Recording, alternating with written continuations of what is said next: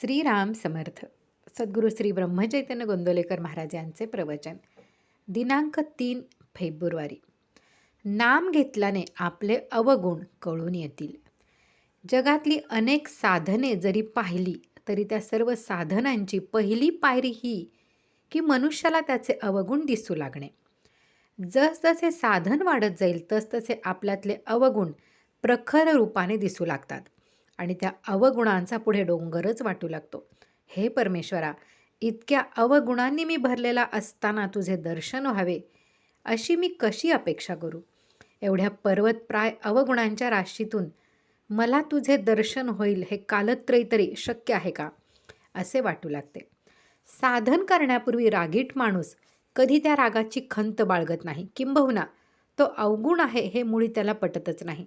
तो म्हणतो, व्यवहारात असा दरारा पाहिजेच, त्याशिवाय कसे चालेल. एक साधक मला म्हणाला की अलीकडे मला फार राग येऊ लागला आहे. वास्तविक तो राग आत्ताच येऊ लागला असे नसून पूर्वीपासून त्याच्याजवळ होता, परंतु साधन करू लागल्यापासून त्याला जाणीव होऊ लागली आहे किंवा क्रोध वाईट आहे हे आता त्याला कळू लागले आहे इतकेच. एक लग्नाचा मुलगा होता. त्याने बऱ्याच मुली पाहिल्या, पण एकही त्याच्या मनास येईना. त्याचे आईवडील कंटाळून त्याला म्हणाले, तुला मुलगी पसंत पडू दे, मग आम्ही पुढचे काय ते ठरवू. ते काही मुलगी पाहायला बरोबर जात नसत. त्या मुलाची मोठी बहीण होती, तीच त्याच्याबरोबर जात असे. एका ठिकाणाहून मुलगी पाहून आल्यावर मोठ्या बहिणीने त्याला विचारले, कशी वाटली रे तुला? त्यावर तो म्हणाला, नाही बुवा आपल्याला पसंत.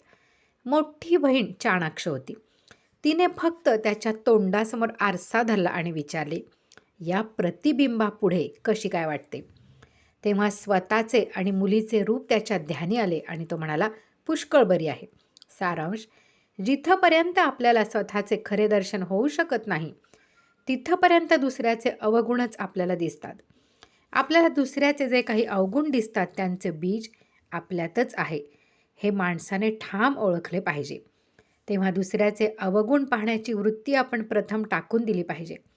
दुसऱ्याचे अवगुण पाहणे हा साधा नेहमीचा व्यवहार आहे, तो परमार्थ नव्हे.